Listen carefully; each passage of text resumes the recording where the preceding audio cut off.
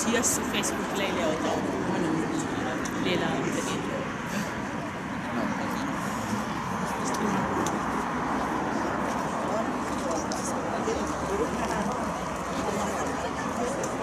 እንትን ከቻል መጣመረ ትልቅ ሰማዕታትነት ከፍለው ማንም ሰው ሊመኘው የሚችለው አምላካቸውን እስከ ሕይወታቸው መጨረሻ ድረስ አምነው የተሰዉ ሰማዕታት ናቸው። ዛሬ በአባታቸው ቤት እንደሆኑ ምንም ጥርጥር የለንም፣ እናምናለን። ግን ይህች ዓለም ወዴት ነው የምትሄደው?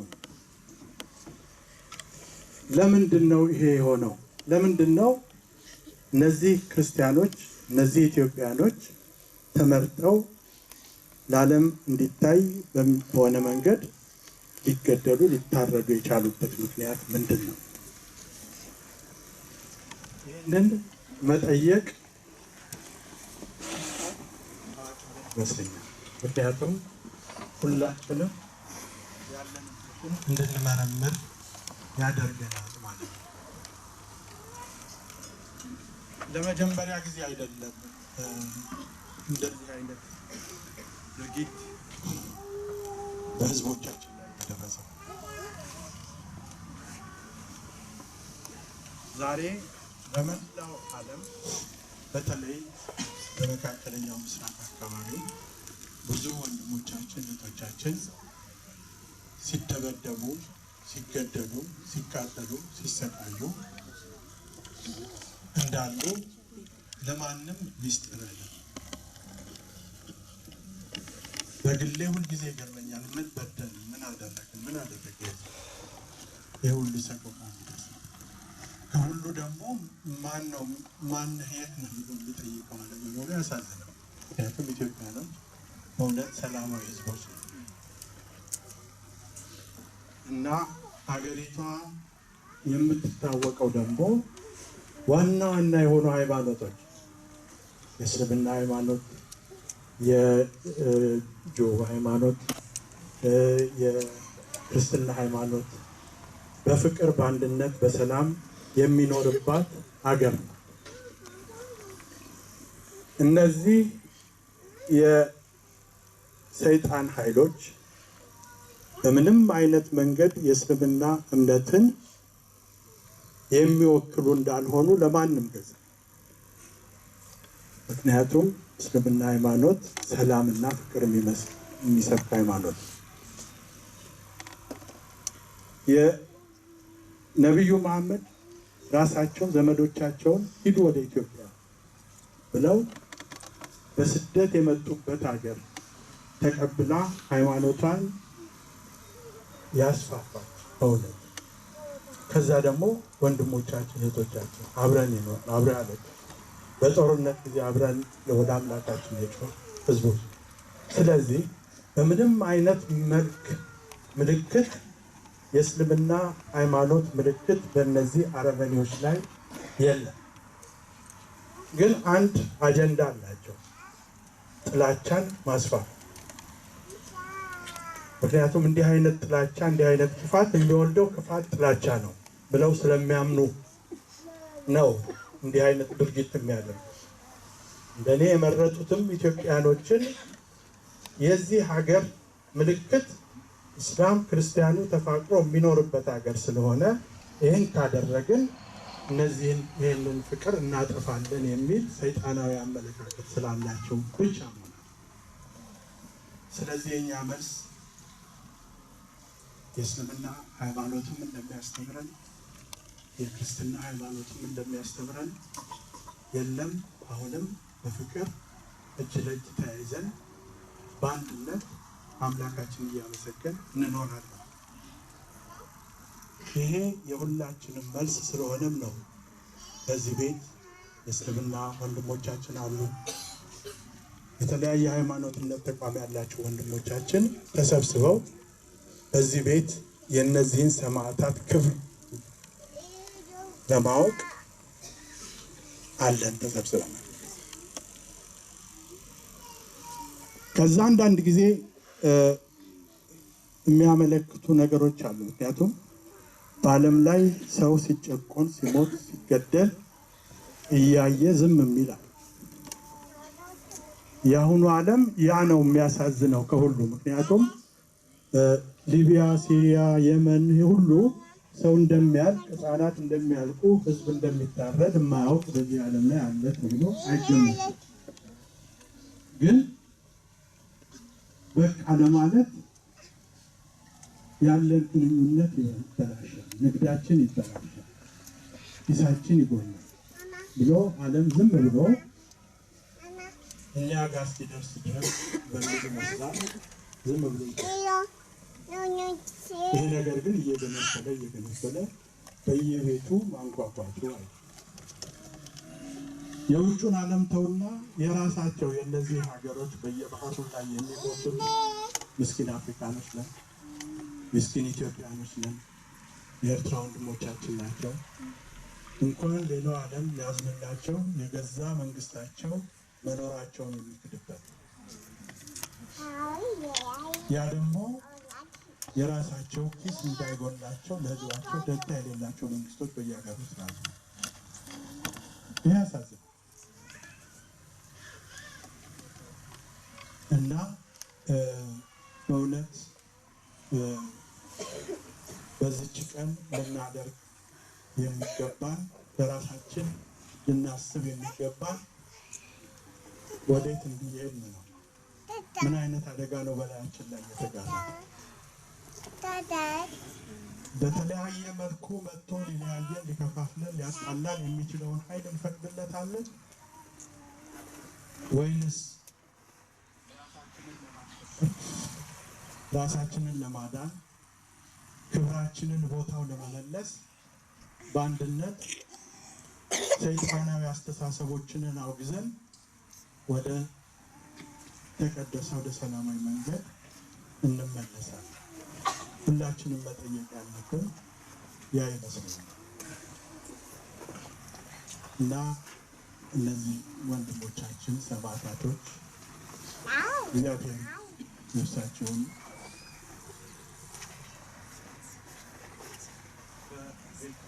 በቅፉ ይዞ ይንከባከባቸው፣ ለእኛም ይቅርታ ይስጠን እና እግዚአብሔር ያስጠን።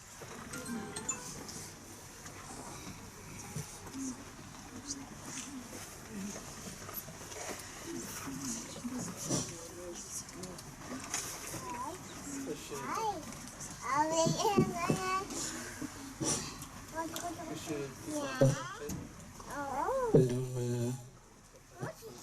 አይንተ እግዚአብሔር ካህናትና በዚህ በአሰቃቂ ሞት በሰማዕትነት ባረፉት በዚህ ሰዓት በጸሎት ወደ ፈጣሪያችን ለመጮህ የተሰበሰባችሁ ከተለያየ የሃይማኖት ተቋማት የመጣችሁ እንግዶቻችን ከዚህ በመቀጠል ባለን መርሃ ግብር መሰረት የደብሩ ሰንበት ትምህርት ቤት ሐዘናዊ መዝሙር ያቀርባሉ። ከዚያ በመቀጠል ከየሃይማኖት ተቋማት የመጣችሁ እንግዶች አንድ ሁለት እንግዶችን ሀሳብ እንዲሰጡ እናስተናግዳለን። በመጨረሻ ብፁዕ አባታችን በሚሰጡት ትምህርትና ጸሎተ ምዕዳን የፕሮግራሙ ፍጻሜ ይሆንልናል። እግዚአብሔር ሁላችንን በምሕረት ዓይኑ ይመልከተን፣ ወገኖቻችን ነፍስ ይማርልን።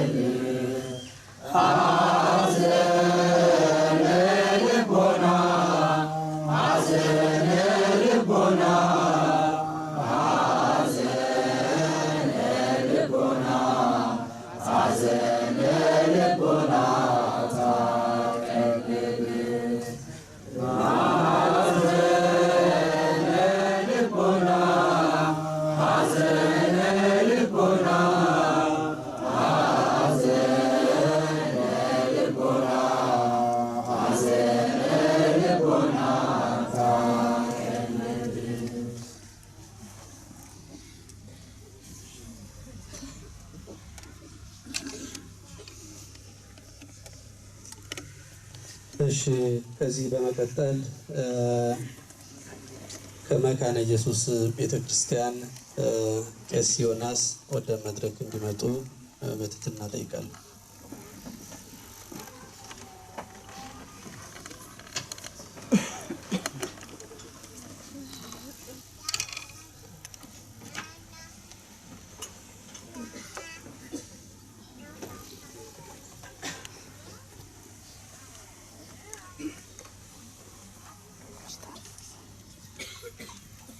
አባቶች፣ እናቶች፣ ወንድሞች፣ እህቶች እዚህ የተሰበሰብነው እዚህ የመጣነው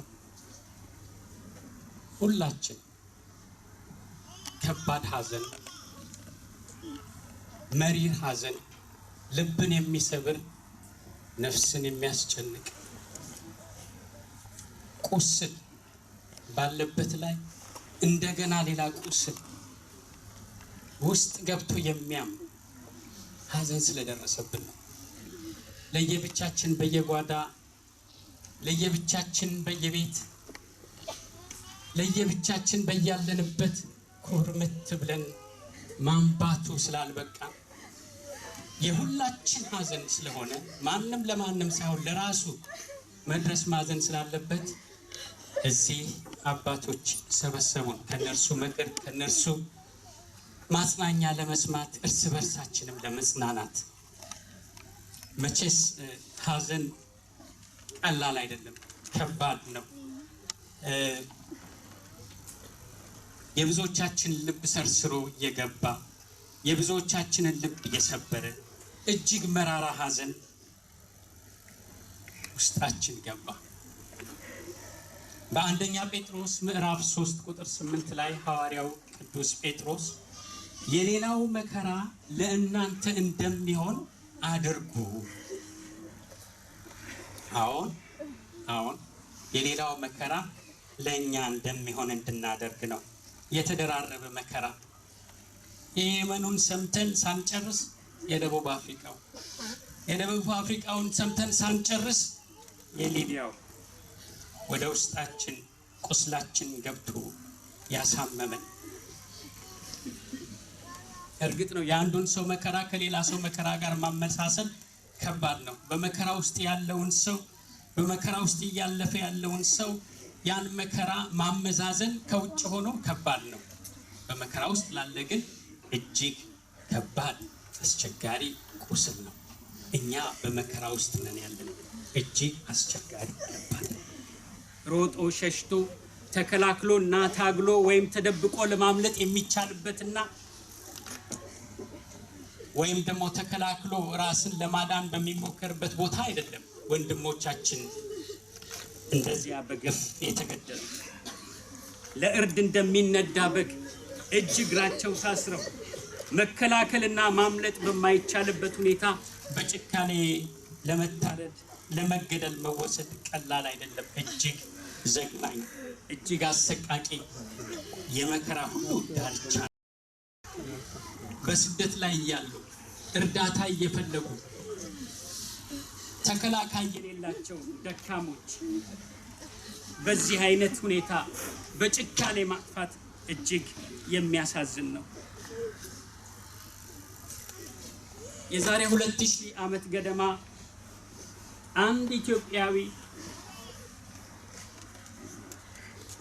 መጽሐፍን እያነበበ ይጓዝ ነበር።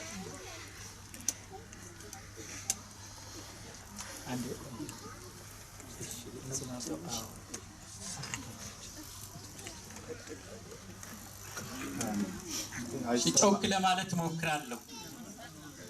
የመደነቅ ጥያቄ እየጠየቀ ውስጡ እየታመሰበት ጥያቄ በሰረገላ ላይ ሆኖ የሚሄድ አንድ ኢትዮጵያዊ የንግስት ህንዴኬ ባለሟል ኢትዮጵያዊው ጃንደረባ ያነበበው ቃል ምን የሚል ነበር?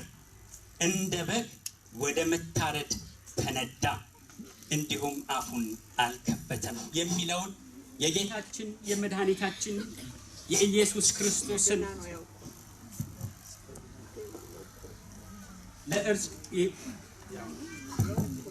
ምንም አይደለም። እንግዲህ ያው በጽሞና ታዳምጡኛላችሁ ጨርሳለሁ። በትንቢተ ኢሳይያስ ላይ የተጻፈውን አነበበ። ታሪኩን በሐዋርያት ሥራ ምዕራፍ 8 ላይ እናነባለን። እነዚህ ወገኖቻችን ይሄንን የመድኃኒታችንን ቀድሞን አልፎን የሄደውን በመከራ ምሳሌ ሆነልንን የእርሱን ፈለግ ተከተሉ። እንደሚታረድ በግ ሆነች። እግዚአብሔር የመመለስ ዳር ያድርግልን። የመመለስና ወደ እርሱ የመምጣት ያድርግልን። ደቀ መዛሙርቱ በመስዋዕታቸው ጋር ደማቸውን ስለደባለቀው ስለ ጲላጦስ ለኢየሱስ ሲነግሩት አረ እነዚያን እኮ መስዋዕት እያደረጉ ያሉትን ደማቸውን እኮ ከመስዋዕታቸው ጋር ቀላቀለው ብለው ሲናገሩ ጌታችን የመለሰላቸው መልስ ንስሐ ባትገቡ እናንተም እንደዚሁ ትጠፋላችሁ አለ። ንስሐ እንግባ። እግዚአብሔር ወደ እርስ በርሳችን የሚመልስበት ይሁንልን፣ ዳርቻ ያድርግልን። እጅግ በሐዘን ያለውን መላውን የኢትዮጵያ ሕዝብ በመላው ዓለም ያለውን የኢትዮጵያ ሕዝብ እግዚአብሔር ያጽናናልን። ለሟች ቤተሰቦች፣ ለተሰዉ ቤተሰቦች፣ እዚህ ላለን ለሁላችን እግዚአብሔር መጽናናቱን ያብዛልን። አጭር ጸሎት አድርገን የኔን ቃል ላጠቃልል። ሁሉን የፈጠርህ ሁሉን የምትገዛ ሁሉን የምትችል እግዚአብሔር አምላካችን ሆይ በዚህ በተቀደሰው ቤትህ እርስ በርሳችን መጽናናትን ፈልገን ተሰብስበናል። ሐዘናችን እጅግ ብዙ ነውና ከባድም ነውና አምላካችን ሆይ እንለምንሃለን፣ መጽናናትን ስጠን። በዚህ ሰዓት በሊቢያ፣ በየመን፣ በደቡብ አፍሪካና በተለያዩ ስፍራዎች በስደትና በመከራ ላይ የሚገኙ በችግር በጭንቀት በሞት ፍርሃት ውስጥ ያሉትን ወገኖቻችንን እንድትመለከት እንለምንሃለን። በዚህ ሐዘን ውስጥ ለወደቁት የቅርብ ቤተሰቦች፣ ዘመዶች፣ በአጠቃላይ ለኢትዮጵያ ሕዝብ መጽናናትን እንድትሰጥ አቤቱ የምህረት አምላክ ወደ አንተ እንጮኻለንና ጩኸታችንን ስማልን። በተወደደው ልጅ ስለኛ መስዋዕት ሆኖ በመስቀል ሞት አልፎ ስለተሰጠው ስለ ጌታችን ስለ መድኃኒታችን ስለ ኢየሱስ ክርስቶስ ስም ብለህ ጸሎታችንን ስማልን። አሜን።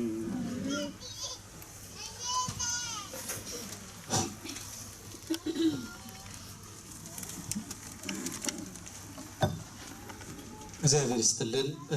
ከዚህ በመቀጠል ከእስልምና ሃይማኖት አቶ ሶፊያ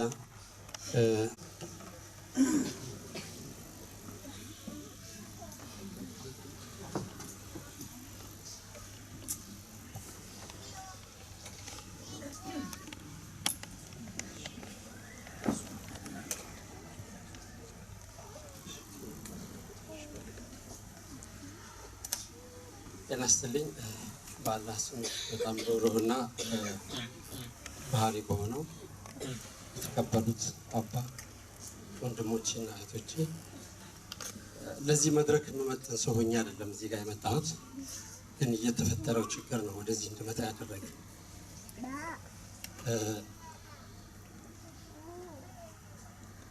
ትልቅ ሀዘን ነው የደረሰው። ሊቢያ ላይ የሞቱት የታረዱት ወንድሞቻችን እነሱ ብቻ አይደሉም የታረዱት፣ ኢትዮጵያኖች እኔ ታረዱ። ደቡብ አፍሪካም የተቃጠሉት ወንድሞቻችን በቁጥር 3 ይሁን እንጂ ሁላችንም ነው የተቃጠልነው። የመንም ላይ እንደዚሁ። የደቡብ አፍሪካውም የየመኑም የሊቢያውም ታሪካቸውን የማያውቁ ዜጎች ሆነው እንጂ ኢትዮጵያ ሀገራችን ዛሬ 1.7 ቢሊዮን ተከታይ ያለው የእስልምና ሃይማኖት ትላንት በጨለማ ቀን ያስጠለለች የመጨረሻው ነብዩ መሐመድ አለይሂ ሰላቱ ሰላም ቃል የገቡላት የእውነት ሀገር ተብላ መለኮታዊ ቃል ያላት ሀገር ናት። ደቡብ አፍሪካም ቢሆን ትላንትና በዛ በአፓርታይድ ስቃይ ሲሰቃዩ ውዱ የአፍሪካ ልጅ ኔልሰን ማንዴላን አስጠልላ አሰልጥና አስተምራ ያበቃቸው እቹ ሀገር ናት። ዛሬ ኢትዮጵያኖች በእነሱ እጅ መቃጠል ሳይሆን የክብር ቦታ ማግኘት ነበረባቸው። ለምን ግን አልሆነም? አሁን ጳውሎስም እንደዚህ ሆነ የሞቱት። እነዚህ በእውነት ጨዋታ እየተካሄደ ነው። ለኔ ለታናሹ መነኩሴ ጨዋታ እየተካሄደ ነው። እነዚህን በበረሃ ከበረሃው ባሉበት ገብቶ ሰላም ለእናንተ ይሁን፣ ሰላም ለሀገር እንዲያውም ከልሎ መማፀኛ ደም ያፈሰሰ ይቅርታ እስከሚጠይቅ ድረስ የተከለለ የመማፀኛ ከተማ ይኑር ይላል። ያ በዘኍልቍ በእስራኤላውያን ታሪክ ላይ በዘኍልቍ በ35 ምዕራፍ 35 ደም ያፈሰሰ ይቅርታ እስከሚጠይቅ ተከልሎ በአንዲት ከተማ ይቀመጥ፣ ይቅርታ እስከሚጠይቅ ድረስ። እነዚህ ኃያላኑ ሁሉን ማድረግ ይችላሉ። ነገር ግን ድራማ ነው ይሄ። አይጥ መድኃኒት ባይጥ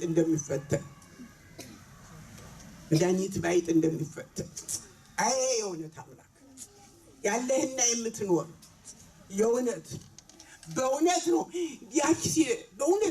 ያን ጊዜ ስም በዚያ እነሱ ጋር ቀርባችሁ ትገኙ ኖሮ ምን ትሉ ነበር? እንዲሁ ምንስ ይሰማችሁ? በጣም እና በዚያ ድራማ እየተካሄደ ነው። ማነው መሳሪያ የሚሰጣቸው? ፋብሪካው እንዳይነጥብ የእውነት አምላክ በእውነት ሰማዕታት ናቸው እነዚህ። እንደውም ከዚያ በዚያን ዘመንስ የዘመነ እነዚያ የነ ዲዮቅልጥያኖስ የነ መክስምያኖስ የነዚያ ዘመኑ ነው። አሁን ኃያላን ራሳቸው ክርስቲያኖቹ ነው። ኃያላን ያለኛ በላይ ማን ክርስቲያን አለ በሚሉበት ዘመን ደካሞቹ ምስኪኖቹ እንጀራ ፈላጊ በጣም እንጀራ ፈላጊ የሆኑት ክርስቲያኖች እንደ በግ ነው የታረዱት። በለወሙ ተኩላት ከማባግ እንደ በግ ተኩላዎች በልቧቸው ይላል መጽሐፋችን፣ የኛ መጽሐፍ። አዎ እንደ በግ ተኩላዎች በልቧቸው። እንደ በግ ነው የበልቧቸው። አዎ እና ቅድም ስሙ ማን ነው ሶፊያ ሲናገር በእውነት እኔ ልቤን ብዙ የመታዋል። ምንም ነገር የሌለ አሁን ሲሆን ክፉዎች የቀሩትንስ ቢያስወጧቸው እዚያ ከተማ ክፉዎቹ ነው እንጂ እዚያ ከተማ ያሉት አሁን ምን አይነት እንደሆኑ ታውቃላችሁ? አስገራሚ ነገር ነው። ክፉዎች ለነዚህ አንድ እንጀራ እንደው በአንዱ ከተማ ወስደው በነፃ ከተማ አውሮፓ ከተማ አምጥተው ቢያሰብሯቸው አዋተን እንመግባቸው ነበር። አዋተን ቤት እንከራየላቸው ነበር። የሚያወጧቸው ክፉዎች ናቸው። እግዚአብሔር ክርስቲያኖች እነዚያ 21 ግብፃውያን ስማቸውን ያውቁ ነበረ። ለምን እያንዳችሁ ስማችሁን እንደው ክርስቲያን ነኝ እያላችሁ? እስላሞቹም ጎበዞች ናቸው። እኔ ጅቡቲ በነበርኩበት ወቅት ያስተምሩ የነበረ እስላሞቹ ያንተ ምዕመናን እንዴት ናቸው ተመዝግበዋል ይለኛል። አንድ መሐመድ ወዳጅ ነበረኛ ጅቡቲ። አዎ እንዴ የኛ እኮ ይሄን ነው እንደዚህ ለድሃ እኛ አንድ ብርጭቆ ሩዝ ስንቀቅል ሁለተኛ ብርጭቆ ደግሞ ለድሃ ብለን ነው የምንቀቅል። ያንተም አዎላሉ። እንዴት መቸስ ሰውና ራሱን ባዶ ወራቁቱን አይቀር። አዎ ስለዚህ በ1965 ዓመተ ምህረት ቃለ ዓዋዲ የሚባል ለቤተክርስቲያን መተዳደሪያ ተዘጋጀ። እሱም ከዚህ ሲከፍል ከነበረ ዶሴ ይሰጠዋል። ከሚሄድበት ዞት እንዲሄድ እንዴት ያለ አሰራር ነው የነበረው።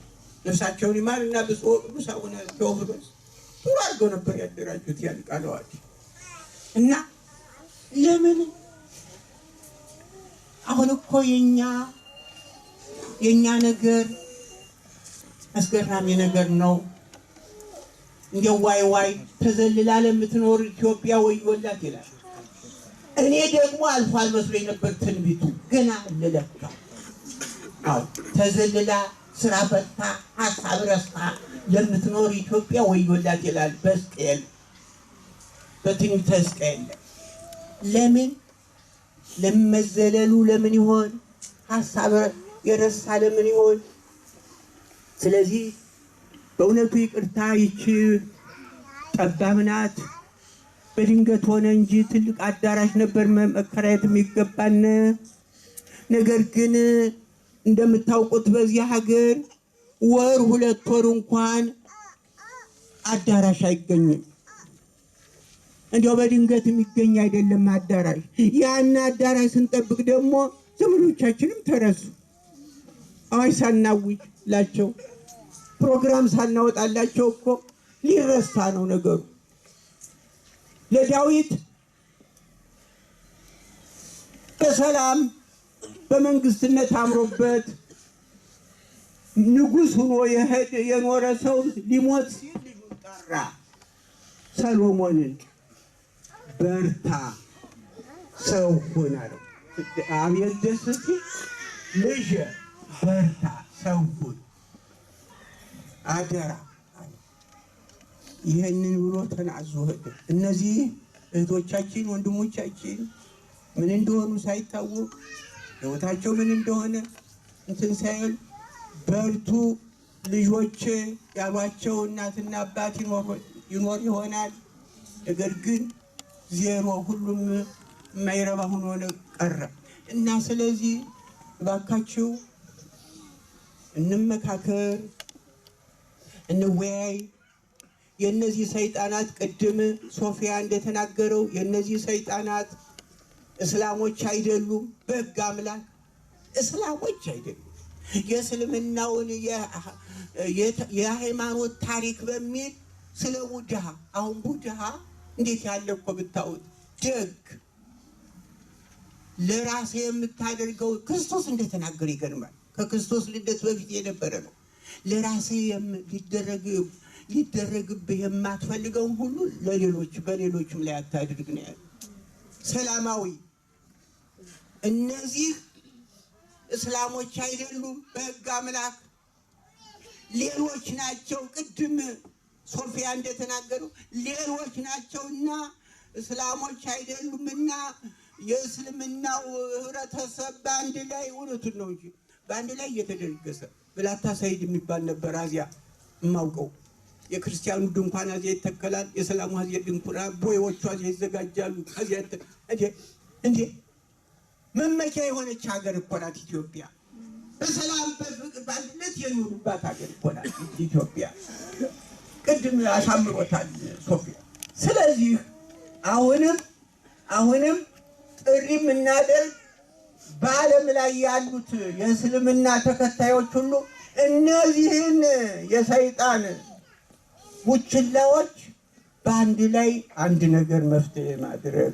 ባለፈው በጽሁፌ ለዓለም ኧረ ስማ መፍትሄ ስራላቸው ባክህ ብዬ አስተላልፍ ያለው ሁሉ ከአሜሪካ እየደወሉ አየነው ምናምን አገኝ።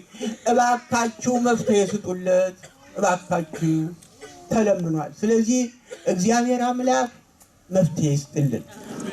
እኛ ኢትዮጵያውያን ምስጢር የሚባል ነገር አለ። በምስጢር ነው የምንጠበቀው። የእግዚአብሔር የምስጢር ልጆቹ ነን።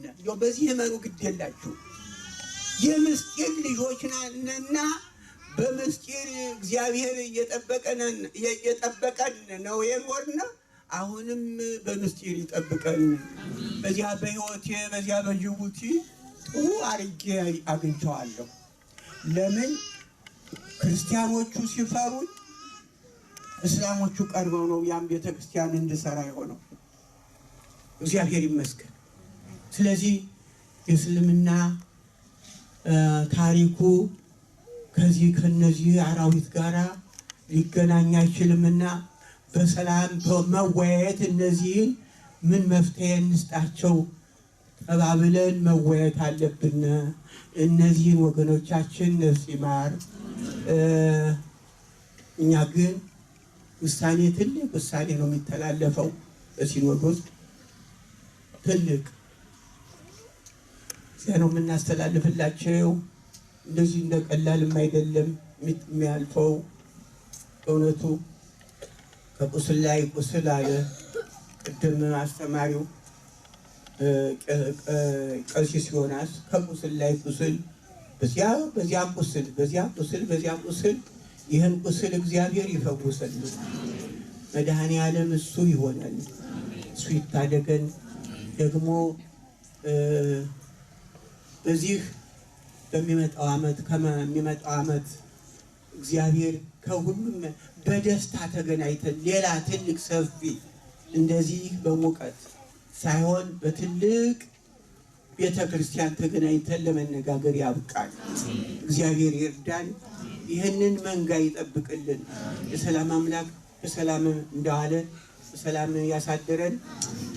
ያረፉትን እነዚህ የተሰዉትን እንበለው ያረፉትን ሳይሆን የተሰዉትን የታረዱትን በአራዊት በጨካኞች በአራዊት የተሰዉትን ነፍስ አምላክ በዚያ በክብሩ ያሳርፍልን።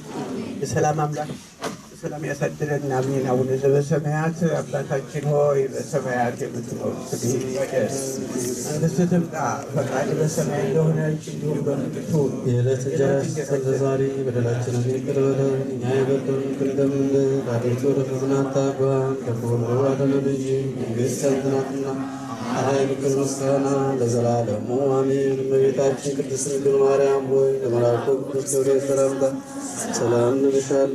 በሐሳብሽ ድንግል ነሽ፣ በሥጋሽም ድንግል ነሽ። አሸናፊ እግዚአብሔር ናት፣ ሰላምታ ላንቺ ይገባሻል። ከሴቶች ሁሉ ተለይተሽ አንቺ የተባረክሽ ነሽ፣ የማኅፀንሽ ፍሬ የተባረከ ነው። ጸጋን የተመላሽ ሆይ ደስ ይበልሽ፣ ልዑል እግዚአብሔር ከአንቺ ጋር ነውና ከተወደደው ልጅሽ ከጌታችን ከመድኃኒታችን ከኢየሱስ ክርስቶስ ዘንድ ይቅርታና ምሕረት ለምኝልን ኃጢአታችንን ያስተሰርይ ዘንድ ለዘላለሙ አሜን።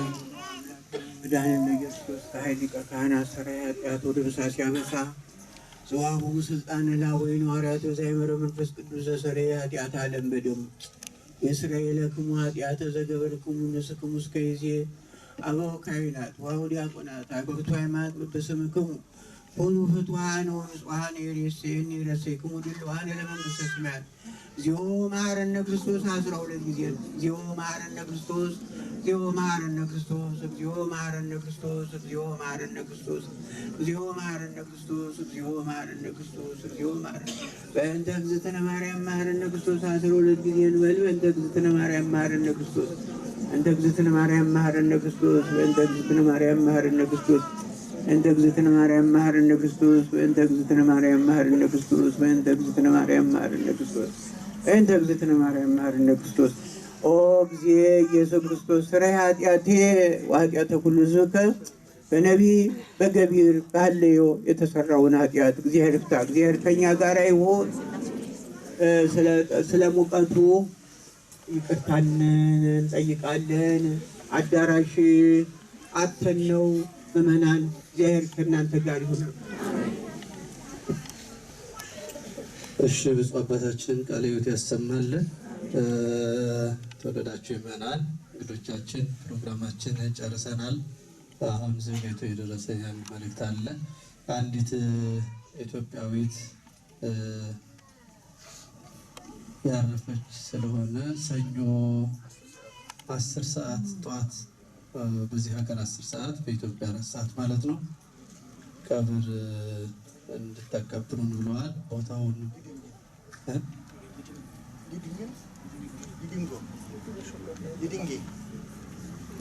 ሊዲንጌ የሚባል የቀብር ቦታ ፕሮቪስተን የቀብር ቦታው እዚያ ነው።